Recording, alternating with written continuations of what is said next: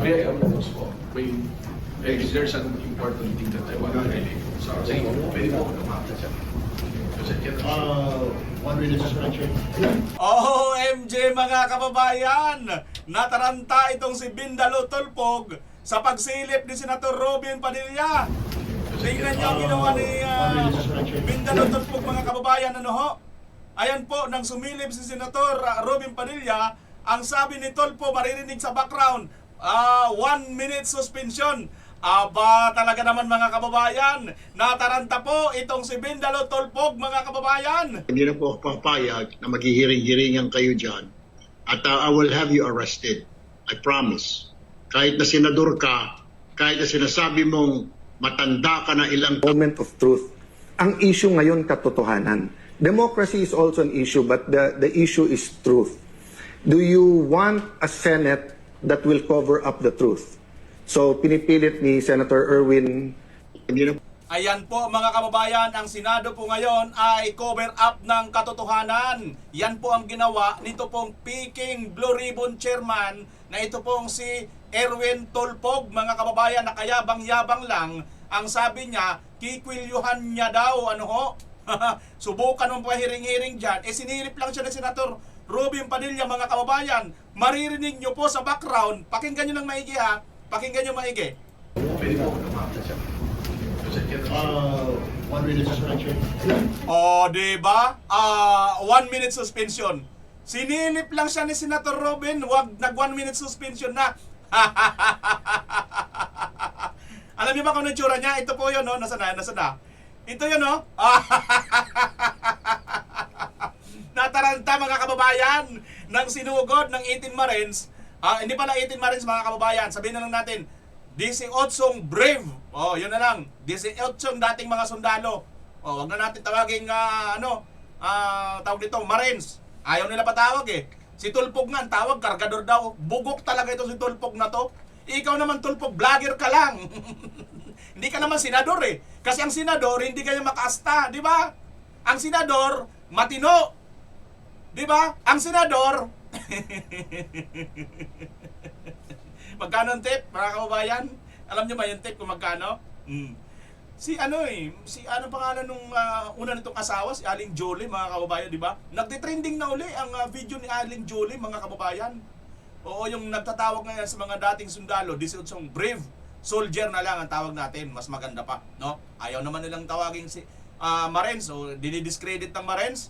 O sige, yung ano niya lang, sambahin nyo na lang, gawin nyo na lang banal si Madriaga at yung father na Adictus Benedictus. Yun ang gusto ninyo. Pero kami dito, no, nunca, never. Dahil tingnan nyo nga si Tulpog mga kababayan, kayabang-yabang magsalita at tikwilyuhan, kung sino makikita niya. Sinilip na siya ng Senator Robin Padilla, bigla siyang 1 minute suspension.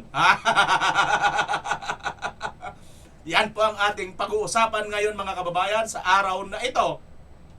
Inaabangan po ito ng taong bayan kung sino talaga ang kikwilyuhan nitong ni Tulpog mga kababayan. Dahil sa Senator Robin, nagsalita na siya. Sabi niya, subukan mo. Ngayon, sinubukan ni Senator Robin, pumunta at sumilip dyan at bigla na lang nagpa 1 minute suspension itong si Erwin Bindalo Tulpog mga kababayan. Yan ang ating pag-uusapan. Ngunit bago yan, sa ngayon pa lang nakabisita sa aking channel, ako po ay nakikisuyo. Paki-like at paki-share po ng video ito. Paki-subscribe na rin. Wala pong bayad yan mga kababayan. Oy nga pala, sa mga subscribers ko, marami na pala tayong mga nadagdag ng mga bagong nagpa-members, no? Ibig sabihin po kasi ng nagpa-members, nag-join button sa ating channel mga kababayan, mayroon pong bayad monthly.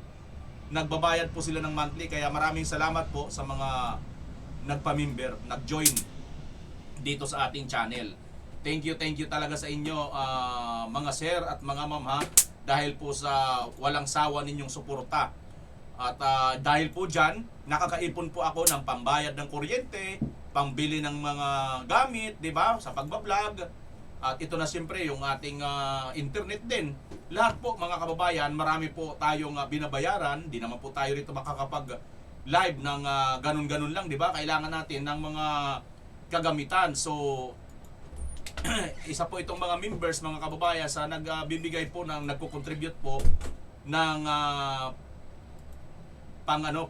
gamit natin sa ating internet. Ito mga kababayan, no, mayroon po tayong nadagdag pala ng mga bagong nagbabayad ng monthly, no. Pero pag nag-join lang po kayo mga kababayan, nag-subscribe lang po kayo, wala pong bayad yan. Doon lang po yan sa join button, okay? Pero yung subscribe, wala pong bayad. Like, subscribe, at share, walang bayad yan. Yun lang po ang gawin ninyo kung wala naman po kayong no. Hindi ko naman po lahat ina-encourage na mag-join. Pero doon sa mga nag-join, at lalo na mga matatagal na, maraming salamat sa inyo mga kababayan. Kasi monthly po kayo nagbibigay or nag-aambag dito sa ating channel. No? Legal naman po yan. Nandiyan naman po yan sa YouTube apps mismo. So ngayon, eto na po. Tuloy na po natin ang ating pag-uusapan. Eto mga kababayan, dumating po ang mga 18 Marines dito. Na ito nga pong ginawa nila ngayon mga kababayan, itong hearing nila, ay hindi pa pala ito Blue Ribbon hearing mga kababayan. Sila na rin mismo ang nag-reveal na hindi pala ito Blue Ribbon hearing. Pero bago yan, nagbabala muna dito si Senator Alan Peters, SP, Senate President Cayetano, sa mga brave soldier or brave 18. At hindi lang pala ito 18 mga kababayan. Ang tindi dahil sumugod po sila dyan at nakahanda po talaga sila makipag-talas-tasan. Ngunit itong si Bindalo, alam nyo naman po mga kababayan, matapang lang po itong mga tulpo sa dakdak, di ba? Pero pagka nakatapat na po ito ng mga mayayaman, matatapang din ng mga mayayaman din na mga malalaking tao, tiklop po ito. Hindi po ito obra kila Tatay Digong. Si Tatay Digong kahit sino pang demonyong iharap, hindi po inaatrasan mga kababayan. Okay? Kahit sino pang buhaya. Kaso pagka kasi laki na nilang buhaya, takot na sila. Ito mga tulpog mga kababayan. Nagbabala si Senate President Alan Peter Cayetano sa mga Maleta Boys. Git ni Cayetano, hindi otorisado ang flood control probe na gaganapin sa Senado ngayong araw. Ang detalye sa Metro Morning Report ni Dexter Ganibe ng Abante. Sa kanyang social media account, inilathala ni dating Congressman Mike Defensor ang umano'y liham ni Senate President Alan Peter Cayetano kay Attorney Levito Baligod, abogado ng 18 Maleta Boys. Sa nasabing liham, pinasalamatan ni Cayetano si Baligod at ang 18 sa kanilang pagdalo sa Senate hearing noong June 4. Kasabay nito ang babala na ang pinatawag na Blue Ribbon hearing ngayong umaga ay hindi umano otorisado ni Senator Pia Cayetano na siyang Blue Ribbon Committee Chair at ni Senator Rodante Marcoleta ang itinalaga ni Cayetano ng mga siwa sa binuong subcommittee na tututok sa investigasyon ng Senado sa flood control scandal. Sa inilabas ng Blue Ribbon Committee sa pamumuno ni Senator Erwin Tulfo, kabilang ang 18 sa imbitado ngayong umaga, kasama ang kanilang abogado na si Attorney Baligod. Imbitado rin si Leyte 1st District Representative Martin Romualdez, Congressman Zia Adyong, Jose Alvarez na una nang nagtungo sa Senado noong Huwebes, Iloilo City Representative Jam Baronda at mamamayang Liberal Party List Representative Laila de Lima. Imbitado rin ang mga opisyal ng Ombudsman, DOJ, DBM, NBI at si Father Flaviano Villanueva na nabanggit din ang pangalan noong Huwebes. Para sa Metro Morning, Dexter Ganibe, Abante. Ayan mga kababayan, ang babala dito ni Senator Alan na wag daw pupunta dito kasi nga bogus, fake po itong hearing na ito, no? At tama lang po ang kanilang ginawa dahil wala naman po, hindi naman po ito dumalo itong si Martin at hindi rin natin yata nakita si di ba? Father Pabling. Si Father Adictos, di ba mga kababayan? Hindi naman po natin nakita. So, para saan? Para dumalo din po itong mga Dahil kung dumalo po sila mga kababayan, matik na po yun. Sigurado po yun. Makukulong po sila nang wala na pong taning na kulong mga kababayan. Tuloy-tuloy na po yan. Di na po sila palalabasin. Promise. Kasi pipilitin na po sila na paaminin kung ano man po yung mga kapaaminin nila. Babaluktutin na po. Kasi Bindalo nga po ito, di ba mga kababayan? Bindalo po ito si Tulpog Bindalo po ito.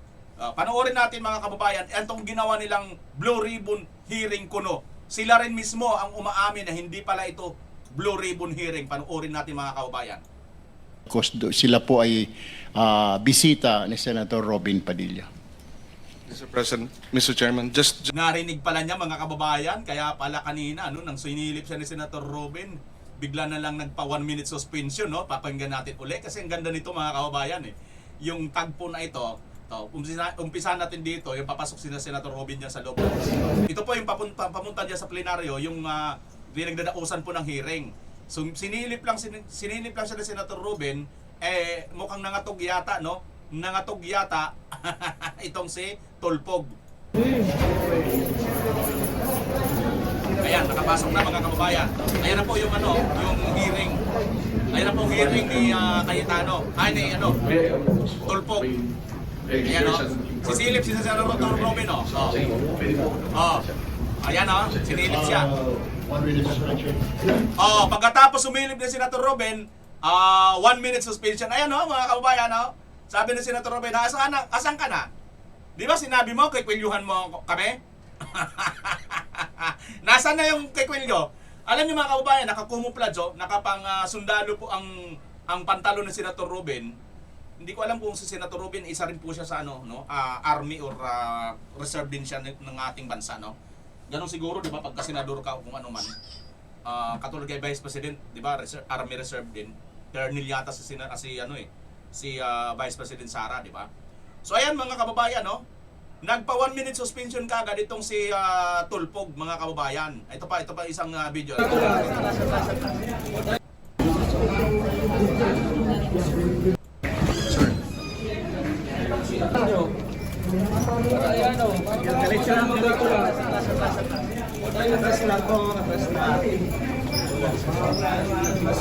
Sir, yung kasama nyo, sir.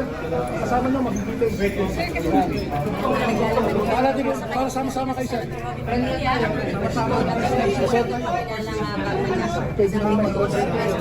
Francis, bago daw sila umalis.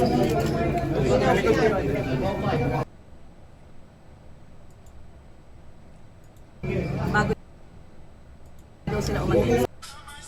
Ayan mga kababayan, no? dapat pa lang. Sama-sama. Konti lang, ano lang. Isa pa sa kabila, eh. Okay, konti lang, lalabas lang.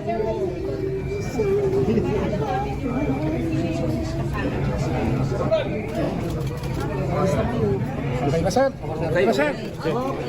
Bigyan ka na. Yan ang mga 18 bares, mga kababayan, 18 brief. Yan na lang. Palakpakan natin, sama-sama pa rin sila, buo pa rin po mga kababayan, hindi po natitinag. Ang 18 matatabang nating mga sundalo. Ayan na mga kababayan. Akala mo, Tulfog, mababahagang buntot yan. Lalo na sa Senator Robin. Samantalang sa floor naman, ang Isang bahay kasama po ngayon ni Senator Robin Padilla yung 18 mga dating mga sundalo. No? Di natin alam if they will be attending the ongoing hearing right now by the Blue Ribbon Committee. Pero ayan, pasok na po sila ng elevator. Di po natin alam kung sila ay papasok sa plenary dahil na ongoing ang pagdinig ngayon ng Senate Blue Ribbon Committee. Okay?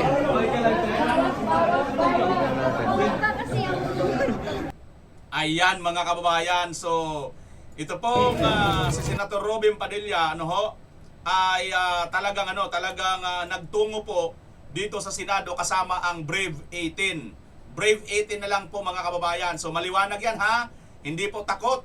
Lalo na to si Senator Padilla. Paano naman makakatatakot mga kababayan? Ito si Senator Padilla nung araw, yung kasagsagan ng mga Abu Sayyaf, di ba? Alam niyo naman po mga Abu Sayyaf kung gaano ka-terorista nung araw yon, di ba? Gaano po katindi yon.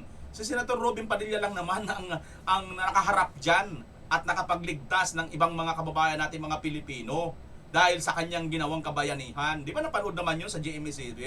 Di ba kukunin sana si Susan Enriquez, kursunada ng isang Abu Sayyaf? Di ba?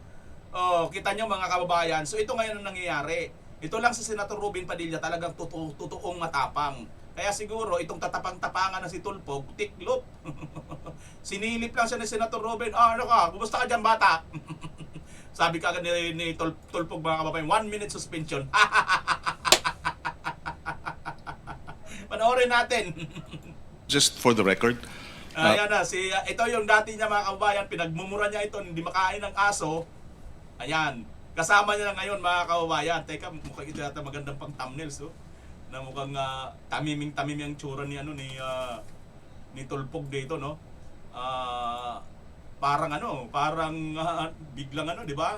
Biglang kabado ng sinilip ni Senator Robin, di ba mga kababayan? Tuloy natin tong video na ito. Ano bang sinasabi nito ni Keiko, yung dati niyang pinagmumura na hindi makain ng aso? baka kasi hindi naintindihan masyado ng ating mga kababayan. Hindi ko rin maintindihan, Pangilinan. Dati, pinagmumura ka nito ni Tulfo at ito rin si Mr. Chair, hindi makain ng aso, pinagmumura kayo nitong ni Erwin Tulfo, pero ngayon magkakasama na kayo. Ha? Magkakasama na kayo. Hindi ko alam kung bakit kayo nagsama ng ganyan. Parehas na ba kayo ng prinsipyo o parehas kayo kinain ninyo ang inyong mga prinsipyo? Kaya ito ay hindi hearing at ito ay committee meeting, consultative meeting. Ayan mga kababayan, hindi daw pala ito hearing, kundi consultative meeting lang. Meeting lang pala. meeting lang ba ng mga Malita Boys, Malita Gang?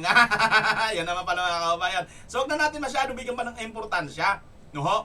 Kasi ano lang naman pala ito, meeting lang po pala ng mga Malita Boys, mga nadelibera ng Malita. No? Mga kababayan. So bueno, tunguhin po natin ang detalye kung bakit nariyan ito pong mga 18 Marines, or Brave 18 na lang. Yun na lang sabihin natin. Wag nang Marines kasi dinidiscredit talaga nila mga kababayan. Mas gusto pa nila, pinaparangalan pa nila yung isang adik na namatay, pusher, di ba? At saka yung adik na pare, at saka si convicted criminal na si Madriaga, mga kababayan. Yun, dangal na dangal sa kanila, banal na banal sa kanila yun. Okay? So dito, Brave 18 na lang kasi napakatapang eh. Di ba mga kababayan? Kabayanihan po ang ginagawa nitong 18 na mga matatapang na mga kasundaluhan. At mayroon pa, panoorin natin kung bakit napasugod ito pong 18 na mga matatapang kasama ng matapang na Muslim na sa Senator Robin Padilla. Mga kababayan, ito po ang video nila. Of the committee shall be deemed a contempt of the Senate. Such witness may be ordered by the committee to be detained in such place as it may designate. Pwede nila kaming ipadala sa Pasay City Jail. Nako, yung palang target dito. That is the danger, no? Give me few minutes na lang. Ang utak talaga ni Senator Alan Cayetano, mga kababayan, natunugan niya na kaagad, no? Na ang gagawin po nitong komite ni Bindalo Tulfo ay ipapa-contempt or ipapasok sila sa city jail. At dyan na nga si Matibag, di ba, kasama. Tiyak na tiyak mga kababayan, maaaris na agad itong mga ito. Diretso ka agad sa kulungan, wala na pong sabi-sabi. Baka hindi nga kulungan, dali na kagad sa bilibid itong mga ito eh. Naalala ninyo dati si Atty. Zulaika Lopez? Gusto na nilang dalhin sa Women's Correctional, di ba? Oh. So yun po ang, having said all of those, this is our humble request to the members and leadership of the Senate of the Republic of the Philippines. First message, we should observe rule of law. We should observe your own Senate rules. If you do not follow your own rules, how can you expect us, non-senators, to obey your rules? Second, we humbly ask, we respectfully ask the members and the leadership of the Senate of the Republic of the Philippines to observe statesmanship, not brinkmanship. We observe delicadeza. Delicadeza is addressed to the senses of the senators who were named in the affidavit of the 18 former soldiers. Hindi po pwede sa isang demokrasya na kung sino pa yung inaakusahan ay siya pa ang mag-iimbestiga at siya ang magdedesisyon kung sino ang nagsasabi ng totoo o hindi. Ito na lamang po ang panghuli na mensahe ko sa ngayon naman ay kay Senator Robin Padilla. na isang miyembro ng Blue Ribbon Committee na pinamumunuan ni Senator Pia Cayetano at ang subcommittee chairman na si Senator Rodante Marcoleta. Na hinanap po namin sila ay wala sila ngayon, kaya bilang miyembro ng Blue Ribbon, sa kanya ko ihahatid Wala. Wait lang mga kababayan. ang aking mensahe. Magsusumite po kami kay Senator Robin Padilla ng pangalan ng 14 na mga dating Marines at dating empleyado rin ni Ginoong Zaldico na nagtrabaho at natawag ding basurero na nagde-deliver din ng pera sa iba't ibang mga personalidad. At ang pangalan ng 14 na ito ay isusumiti ko kay Senator Robin Padilla at siya na po ang bahalang mag-submit sa kanyang committee. No? At itong 14 po na ito ay handa silang tumalima sa anumang sabpina o imbitasyon po na manggagaling sa Senado para magbigay din ng kanilang nalalaman tungkol sa pagde-deliver ng mga maleta na ito. So, nailabas na po namin ang 18, ipapaimbita namin ang 14 pa, at kung hindi pa ho kayo kontento, ay meron pa pong 7 na handang magtestigo rin. Kaya na. Ihuhuli ko lamang po yung 7 dahil nasa isang maselan silang kalagayan. Ayan, may 7 pa pala. Sa tingin ko, makumbinsi naman ang May 7 pa pala mga kababayan ha. May 7 pa. Kaya antayin na natin. ating mga mamamayan ay sapat na po yun. So yan lamang po at maraming salamat sa inyong lahat. Sir, to clarify, ang police dress code, Yes. Sir, do you want Senator Erwin to inhibit? By rules of decency, he should. What would you request, sir, sa hearing mamaya na mag-inhibit siya? Well, we will manifest what I said to you earlier, that we should observe statesmanship. No? Pangit naman yung ikaw na yung nireklamo, ikaw pa mag-imbestiga, ikaw pa ang maging huwes. You mentioned earlier you expect them to cite. Dapat inhibit yan si Tulfog, mga kababayan, dahil siya yung iniimbestigahan, siya yung nirereklamo, siya rin yung nag-iimbestiga, siya rin yung magiging huwes, siya rin yung magiging pulis para magpakulong. Galing! Tulfog! The witnesses in contempt, sir? Well, if you look at the rules, no, it says there that if you falsely testify, you can be cited in contempt. Now, if the former soldiers will affirm and confirm what they stated in their affidavit, what would be the response of Mr. Erwin Tulfo and other legislators similarly situated? Sasabihin ba niya, nagsasabi kayo ng totoo? Hindi po, ang sasabihin niya, nagsisinungaling kayo. Ngayon pa nga lang, hindi pa kami nagpakita, sinabi na niya na nagsisinungaling kayo. At kung sinabi niyang nagsisinungaling kami, ano po ang consequence niyo? Binasa ko po sa inyo ang Section 18 ng Senate Resolution number 5 as amended by Senate Resolution number 145 dated February 13, 2013. So wala kaming ibang patutunguhan kundi kulong po eh. And that is why the logic of our request, the reason, the basis for our request is for him to recuse himself, to inhibit and let those who were not named in the affidavit to preside over the investigation.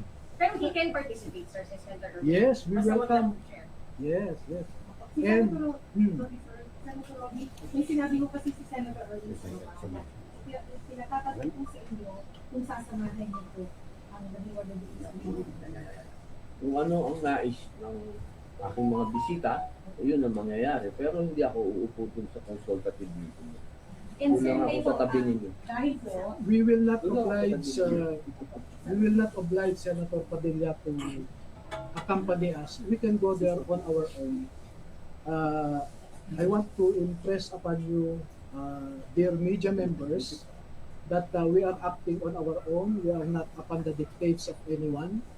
And let me respond to 3 serious allegations coming from so-called high government officials. Number 1, sinabi ni NBI Director Matibag doon na peke daw ang mga ito. Hindi raw sila dating mga sundalo. Okay? Yun ang allegation niya ngayon. Pero hindi ba stop ang grupo niya? Ito, basahin ko yung natanggap kong investigasyon. Nakalagay dito. We invite Attorney Baligot and the former enlisted personnel of the Philippine military. Ito, yung grupo mismo ni Mr. Erwin Tulfo nagsasabi na that they are former enlisted personnel of the Armed Forces of the Philippines. At klaro pa dito, from number 1 to number 18, nakalagay dyan former Marines, pero yung number 6 sinabi, Remy Boy Julian, Reservist Philippine Army. Yan po ang sinabi namin sa affidavit nila. Sa number 13, nakalagay dito, Romel C. Galapon, Philippine Army. Yan din po ang sinabi namin sa affidavit nila. No? Number 2, kung peke kami, ano ang resulta ng 2 pagkakataon na tinawag kami ng NBI sa National Bureau of Investigation na ang purpose nila was to conduct an identity verification of the 18 former soldiers. At 2 beses nilang na-prove na totoo yung sinasabi na 16 ang dating Marines, 2 naman ang dating Army. Pangatlo, bakit niya namang sasabihin na nagsisinungaling ang mga ito? Siya mismo, nagsumite siya ng affidavit ng mga sundalo sa ombudsman. At yung panel of investigators ng ombudsman na pinapangunahan ni retired General and Attorney Eliseo Cruz ng ombudsman, no? Binanggit nila yung affidavit ng 2 dating sundalo doon sa fact-finding nila against former Speaker Martin Romualdez, former Congressman Saldico, at a certain Attorney Raulito Paras. Nandun. Ayan. Ayan mga kabay. Medyo na ano lang kasi naka-live yata ito kanina na video. Ito sa report ng panel of investigators ng ombudsman. 6 po yun na mga abogado ng ombudsman. So sino po ang nagsisinungaling? Noon pa ay sinasabi ko, si Matibag ay isang political operator. Hindi po yan investigador. Correct. No? At ang ginagawa niya ngayon ay pinupolitika niya, hinahatak niya ang National Bureau of Investigation sa isang political exercise. Sana hindi masira ang NBI as an institution. Nako. Pangalawa, Di pa ba sira, Attorney? narinig namin kanina, nagmamonitor ako na ang sabi ni Senator Erwin Tulfo ay bogus daw ang mga ito. Kung bogus ang mga ito, bakit po siya nagpadala at sinabi na former enlisted personnel ng Armed Forces of the Philippines ang mga ito? No? Ang tawag dyan, Attorney, tanga lang itong si Tulfo talaga. Hindi po niya alam ang kanyang pinagsasabi. Ano ho? Ingot lang talaga itong si Tulfo. Di ba mga kaubayan? I think there is duplicity in the words of coming from the mouth of Mr. Erwin Tulfo. Attorney, ano masasabi niyo dun sa binabanggit ng NBI na may inconsistencies dun sa naisubmit sa ombudsman dun sa naging testimonya na nagsinado ng Huwebes? Ako po, sabi ko nga, sabihin niya yung inconsistencies, no? And by the way, Halimbawa, sir, yung binabanggit nila, nakalagay dun sa original na affidavit na 18 na may mga pulis na namburiki dun sa maleta. Pero dun sa ombudsman, nakalagay na lang dun na may mga pulis na tumulong para mag-deliver ng mga maleta na wala na yung pagburiki. alam nyo, ganito, ang pagbasehan po ninyo sana ay yung pirmado at notaryado na affidavit ng mga ito. Kasi may mga kumalat na may mga nagdagdag o may nagbago at ibinibintang nila sa amin yun. Dapat nga makasuhan yan si Matibag kung saan niya kinuha yung peke na affidavit na yan He relies on a fake document and puts the blame on us. Anong klaseng investigador yan? Nevertheless, as I said earlier, no less than the panel of investigators of the Office of the Ombudsman lend credence to the allegations of the 18 Marines. So how about the hearings na kasama daw po si Senator Loren Legarda doon sa affidavit? Ayan. Hindi in-expound. Dapat sada kasi nag-attend sila ng Senate Blue Ribbon Committee hearing para sila ang nagtanong. Ba't nila kami pagbibintangan kung wala namang nagtanong? Diba? Pero nandun din sa affidavit, sir. Nandun po sa affidavit eh. Nag-deliver din po kay Sir Loren. Hindi po nila binabawi yung sinabi nila. Sila pinag-send Loren. Kami po ay no? Let me clear this out with you now. Noong in-interview ako sa, I think it's the group of Ed Lingaw, no? Merong babae doon na she was not interviewing but rather anyway, ang sabi sa akin, Attorney, bakit nasama si Laila De Lima sa listahan ng mga Congress members na hindi naman siya miyembro ng Kongreso noon? No? At pinapalabas nila ngayon, nasa kulungan pa raw si Laila De Lima noon, paano siya makatanggap? No? At dahil po dun sa pagtatanong, ang sabi ko ay, ang nabanggit kasi ng mga dating sundalo ay Congresswoman Laila De Lima. At ang explanation nila sa akin ay, Sir, nung ginagawa kasi natin itong affidavit bandang February, ay Congresswoman na si Laila De Lima. And out of respect, we addressed her as Congresswoman Laila De Lima. At ako naman, ay isinama ko nga siya, no? Doon sa listahan ng mga Congress members. But that is a peripheral issue. The central issue is, did she receive or not? And binemaintain nila na nakatanggap sila. How about sila Senator Loren and Senator Martin? Ano po yung nakalagay po sa affidavit? Okay, ganun po, no? Noong in-interview ako nila Ed Lingaw, sometime first week of March yan. So pinatawag ko sila lahat, no? Sabi ko, klaruhin nga natin ito. Bakit nyo nasabing Congresswoman Laila De Lima? So in-explain nila. At dahil hindi ako nakontento, pwede bang isa-isahin natin ang bawat pangalan na binanggit ninyo? So ilang araw po kaming nag-review, no? O, sabi nyo, ikaw, Tube, sabi nyo ganito. I-confirm nyo sa akin. So mahabang proseso, no?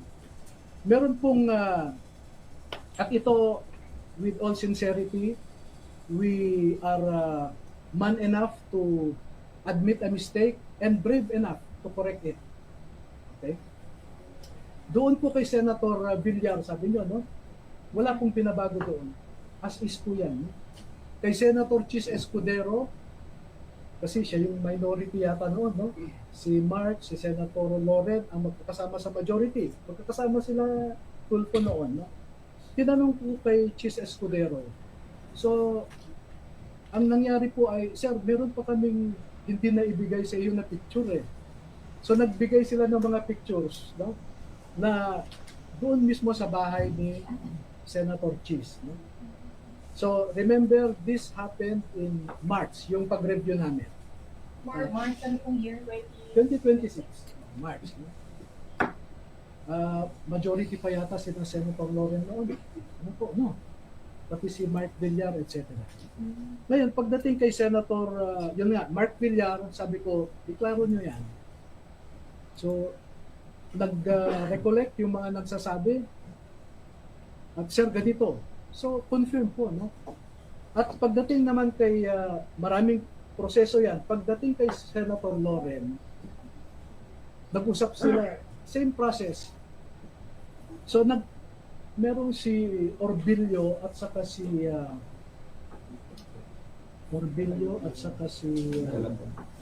Galapon, no? Sabi nila, Sir,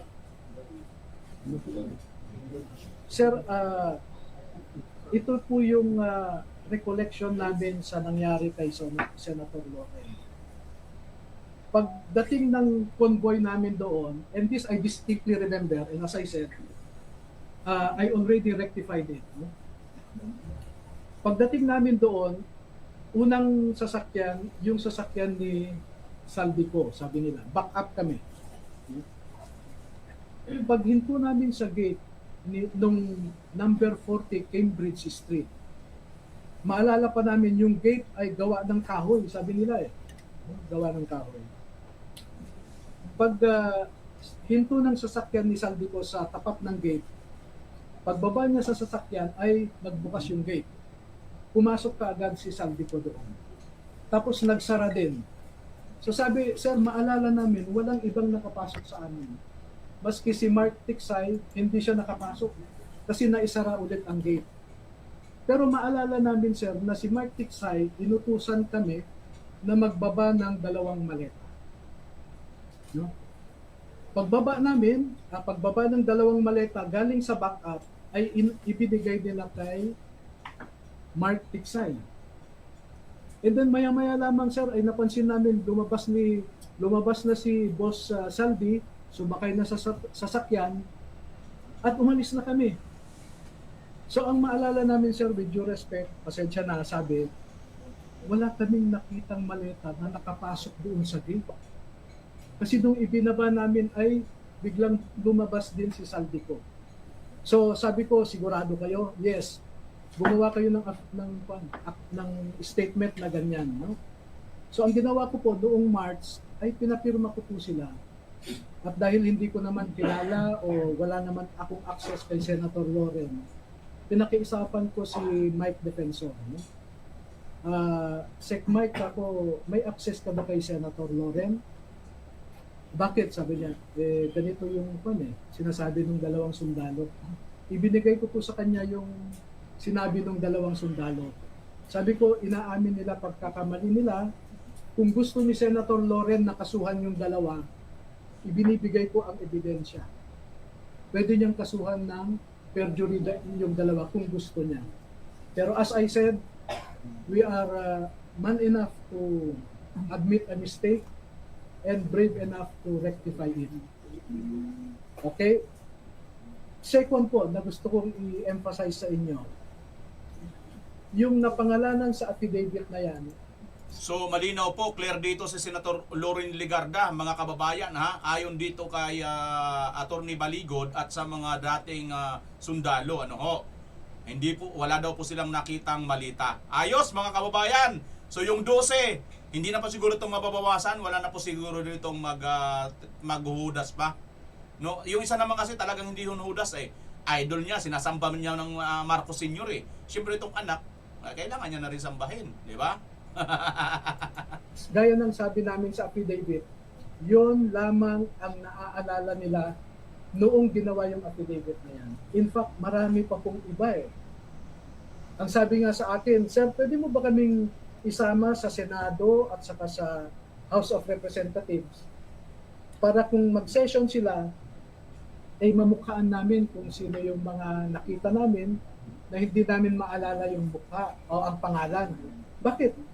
Sir, kasi yung napangalanan namin dyan ay yun lamang yung mga sikat, nakikita namin sa TV, sa news, sila yung popular, sila yung palagi namin nakikita, kaya yan ang maalala namin.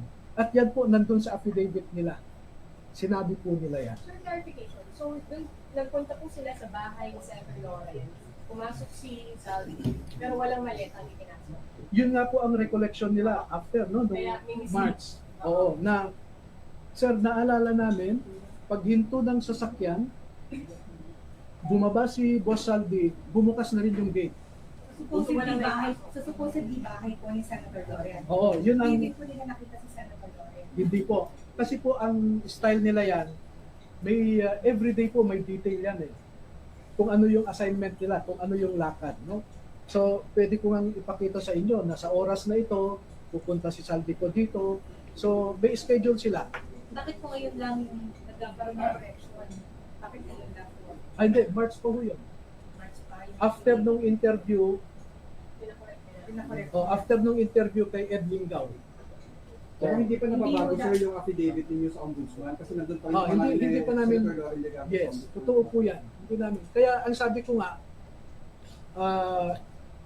pakibigay ito kay Senator Loren kako kay Mike Defensor. Para kung sa tingin niya agrabyado siya, ito yung pag-amin ng dalawa. At pwede niyang gamitin ito Would you to submit sa ombudsman, sir, ng pag-rectify din sa pangalan niya? hindi ko pa po sinasubmit. Pinabayaan ko lang muna. And I will let Senator Loren take whatever legal action she deems proper. Alam mo, maganda po itong sinasabi ni Attorney Levy Beligo dito, no? Para naman magkaroon po talaga ng magandang tama ang pagkakaklear ng pangalan ni Senator Loren Legarda dito. At least proper na, no? Kasi naiisama nga ang kanyang pangalan doon sa ombudsman, which is ngayon kinaklaro na mismo ng mga 18 matatapang na mga dating sundalo, di ba? Na ito nga ngayon ay hindi nga, wala po silang nakitang malita. Yun. So dahil dyan may pagkukulang, inamin naman itong dalawa. Napakaganda ng very humble na opinion ni Attorney Baligod na ibigay na kay Senator Loren kung ano ang kanyang magiging action dito. At nakahanda naman din na sampahan ng kasong perjury itong dalawa, di ba? O kung ano man ang magiging pasya ni Senator Loren dito. To vindicate herself also. Nakausap niyo na po si Senator Loren about this? Hindi. Bago pa po yung nangyaring Thursday na pagharap po na sa Ay hindi po. Never, wala akong access, wala akong contact. Ang maalala ko lang, ay after the Senate Blue Ribbon Committee last June 4, ay lumapit po siya sa mga sundalo at nakipagkamayata siya. Sir, yung isang Mark Villar, siya mismo nakatanggap kayo. Doon walang correction. Wala po Kung ano yung nandun, kasi pinareview ko bawat isa po doon, bawat paragraph, bawat pangalan na binanggit, pinaulit ko po sa kanila. Ulitin nyo yan, sabi ko. So far, ang correction nila, number 1, kay Laila de Lima, sir, sabi niya, nasabi namin congresswoman kasi out of respect. Pero nakatanggap siya. At Kailan yun? syempre, nung nakalabas na siya sa kulungan, no? Kasi pag may meeting sa Unit 8 Townhouse sa Forest Park, at ang pinag-uusapan ay tungkol sa ICC, dumarating po si Congresswoman Laila de Lima. At hindi lang naman po isang beses yan. And as I said, pag lumabas po, pag inimbitahan ng Blue Ribbon yung 14 na bagong mga testigo, kung mamarapatin ng Senado na imbitahan sila, ay magkukwento pa po sila kung ano yung nalalaman nila. Kasi marami pong marami pong detalye na hindi ko sinama sa affidavit nila. Bakit? Kasi ang sa akin noon, I just wanted to reveal enough information to warrant an investigation. No? At pag nagkaroon ng investigation, sabi ko, doon nyo ilalabas lahat ng gusto nyong sabihin. At true enough, nakatanggap ako ng invitasyon sa Office of the Ombudsman. No? Mag-uumpisa kami sa June 11. Teka lang guys, habang pinapakinggan po natin, mag-i-screenshot lang ako dito ha. Okay lang po ha, pasensya na ha. Kailangan ko lang po kasi baka mawala bigla mga kababayan, kailangan ko mag-screenshot. Okay, tuloy natin sa Attorney Baligod. Iisa-isahin po nila ang 18. I-interviewin sila ng mga abogado ng Ombudsman, yung panel of investigators. At doon po nila ibabahagi lahat na ng informasyon na alam nila. Nung Senate hearing nga sa yung Blue Ribbon po na nakaraan, may mga lumabas po doon na gusto sana namin hindi mo na lumabas pero hindi nila naiwasan na maikwento, no, yung iba. Sa June 11 na po yung pag-rectify din sa mga naunang na-submit doon. Most likely, nangyayari. Pagka tinawag po sila, kasi may schedule, no, sa June 11 in the morning si Buduan, no? Sa June 15, Hindi sila sabay-sabay. hindi po, isa-isa po yan. Okay, June 11 si Buduan. Sa June 15 si Taberdo sa umaga, si Tube sa hapon. Sa June 16, si SP Bell sa umaga, si Nagbidan sa hapon. So, dire-diretso na po yan. No? Sir, clarification. Yung kay Sen Mark, This one, details ba? Ay, hindi po sinabi na si Senator Mark mismo. Pero ang nakita nila, bumaba sila, nagbaba ng maleta at naipasok yata sa gate. No? Ng bahay. Yung address na yon.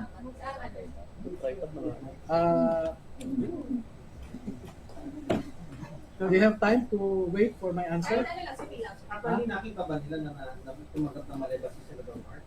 Hindi, sabi nga nila, hindi nila nakita si Senator Mark pero naipasok nila yung pera sa compound, no? Sa loob. Sa bahay niya. Ito po yung, Si Senadora Loren, attorney, nakita rin ba na tumakat siya ng maleta? hindi nila nakita. Hindi nila nakita. Pero bahay. pero walang pumasok na maleta sa bahay. Yun po ang naging clarification. Kasi parang sandali lang daw pumasok si Juan si Saldi. At pagpasok niya, naisara daw yung gate, so pati si Mark Tiksay naiwan sa labas. So hindi nila alam kung ang pag-alis nila ay naipasok naman eventually yung maleta. Hindi po kasi paglabas daw ni Juan, pagbukas ng gate, lumabas si Saldi ko, sumakay ka agad sa sasakyan. Nandun pa yung maleta. Hindi, ang sabi nila, sir, malamang malamang isinakay ni Mark Tiksay sa sasakyan ni Boss Saldi. Then pumunta na sila sa next destination. Naibigay ba kay Senadora Loren? May criminalist pa sila kung may naibigay? Yun po ang salaysay nila ganito na lang, no? As I said, I actually armed Senator Loren Legarda to go after the two if she deems it proper. So yung isang Mark lang, sir. Sandali ha, Mark, Villar, sandali ha. Pero kung tinitingnan niyo, tanongin natin si Senator Robin, sir, nakarating Ito po. sa inyo yung Ito na, no? Paragraph 42, letter F. Kami, Orbilio, Bobares at iba pa, kasama si John Paul Estrada at Saldico, ay nag-deliver ng 7 medium-sized maleta kay dating Senator at DPWH Secretary Mark Villar noong 2022 sa kanyang bahay sa Portofino South, Bielia Street, Daang Hari, Las Piñas. Kita nila, sir, na tinanggap mismo ng Senator Mark. Wala po silang sinabi na gano'n. Basta pinadala nila sa address na yon. At pagdating po ng masusing pagtatanong ng panel of investigators ng ombudsman, ay dyan po nila maging official na sabihin kung nakita nila o hindi. Pero naipasok, sir, yung letter dun sa compound. I think so. Pero kay Senadora Loren, hindi. Wala sila nakita. Hindi nila nakita na nakapasok sa gate. Kasi yun yung what they clearly recalled was that pagbaba ni Saldico, nagbukas ang gate, pumasok siya, sinara din yung gate daw. So pati si Mark Tiksay, na usually sumasama sa kanya, naiwan sa labas. Sa reaction po mamaya magsasampa daw ng libel charges si Senator Edwin Tulfo sa Pasay City Court. Wala pong problema. We expect all of this. Pero attorney ngayon, kung anumang Blue Ribbon Committee ang gagawa ng hearing, pupunta po lahat. Opo. For the record. Yes. Thank you, sir.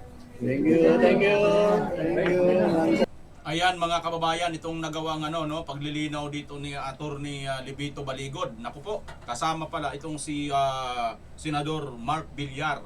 So doon na siguro ito magharap-harap. At dito nilinaw din ito nga pong si Senator Loren Legarda. Ano na kaya mga kababayan ang magiging sitwasyon nito ngayon ng grupo na nila Senator Alan Cayetano, sapagkat itong isa nakasama nila ay kasama din pala sa nabanggit dito ng mga 18 Marines. In fairness, mga kababayan, para maging patas po tayo dito. Kasi yun naman po ang sinasabi ni Atty. Baligod Anong magagawa natin? Talagang yun, kung sabi nga ng iba, yun ang lumabas sa tawas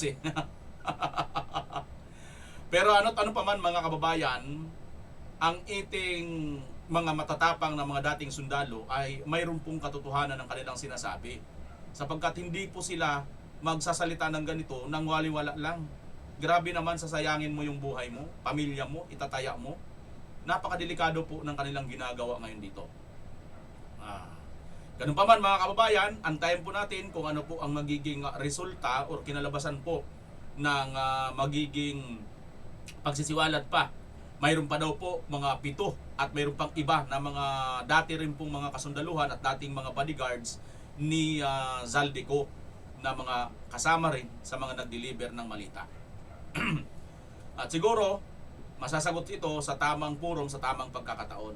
Ang problema lang dito kay Tulfo mga kababayan, ay dinidiscredit nila yung naunang Blue Ribbon hearing, samantalang sa kanila, ina-attempt naman nila na sila yung totoo. Pero ngayon, sila na rin may sabi na hindi ito hearing kundi meeting lang din nila.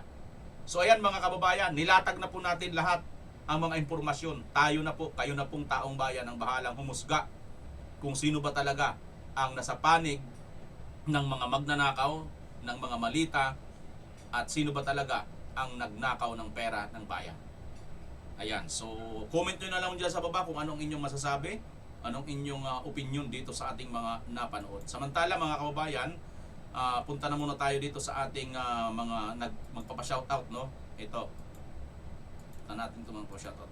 Ito pa pala ang aking mga members, no?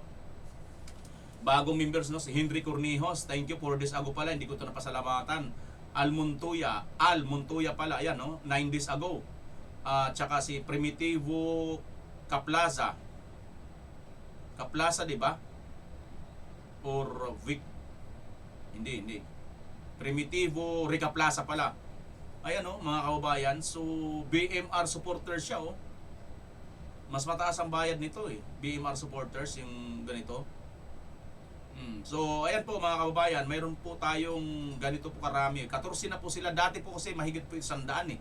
Kaso nga lang nung natamaan tayo, nagurgur tayo ni YouTube noon, ayan, nalaglag yung iba, hindi na nakabalik. Ayan po, napakadami po nito mga kababayan. Yan, si Maria Teresa Sim, Evangeline Ligaspe, si Ate Evangeline yan, ha. Vic Moran, ayan, si Sir Vic Moran, Lilibet Lulor ba to? Rachel Go, yan, si Ma'am Rachel Go, sa Japan po ito, no? Lovelyn Shibukawa, Ate Charilo, Lilibet Almonte, J. Belen de la Cruz, Isa siya, Lulo, ayan po mga kababayan, no? So ayan po, may 45 months, 40 months, 24 months, 7 months, 27 months, no? Mga matatagal na po nating mga supporters at mga nagbabayad po or nagbibigay po ng membership monthly sa ating channel. Thank you sa inyo. At aside from dyan, ito naman po ang ating mga bagong subscribers. Ayan, new subscriber po, sabi ni Ahmad Junya. Ayan, thank you sa iyo, Sir Ahmad. Hello po, matagal na din akong nakikinig, watching from Germany. Uy, sabi ni Angelina Mark Graf. Uy, Germany. Actually, Ma'am Angelina, babae kayo, no? Hindi po kayo Germany, kundi Gerwoman kayo. Watching from Indiana, USA. Lolet Berberabi. Uy, ala, may Berberabi, di ba yung ano? Berberabi ba yun? Good evening, pa-shoutout naman dyan from Adelaide, South Australia. Marilo Cruz, shoutout sa inyo dyan sa Adelaide, Australia. Dapat kung ano yung sinasabi nila sa hearing ni Marcolita, yun din ang sabihin, maging consistent sila sa pagsagot. O yun yung naman talaga na, ito na nga ngayon, Raimundo Figuracion, ha? Kinokonsistent nila po talaga, no? Consistent sila ngayon. Okay? Creste Singsun from Salt Lake City, shoutout sa iyo. Natatawa ako BMR, watching from UAE. Sabi naman ni Muna Ibrahim Watamama. Tama, Senador Ruben, magandang araw sa ating lahat. Watching from London, United Kingdom, si Hariraz Jula. Salamat BMR, sabi ni Helen Estilo. Thank you rin po, Ma'am Helen. Watching from BCDA Taguig. Uy, may mga viewers tayo sa Taguig. Rinivic, shoutout sa iyo, Rinivic. Sa BCDA Taguig. Saan yung banda? Magandang lugar yata ninyo, ha? BCDA Taguig. Dan, watching from Turkey. Sagbot, uy, Sagbot. Maraming Sagbot dyan. Si Marcos yun mga kababayan. Jocelyn Wagner, shoutout sa iyo. Shoutout bro BMR, sabi ng Francisco Tabuada. Ayan po mga kababayan, ang mga nagpa-shoutout ng ating mga members. Maraming salamat. Muli, magkita-kita tayo sa susunod na pagkakataon. Kung gusto nyo pong ma-shoutout, comment ko yan dyan sa baba. At pa-shoutout Bimar at kung taga-saan kayo. Pilipinas, as always. Bye-bye!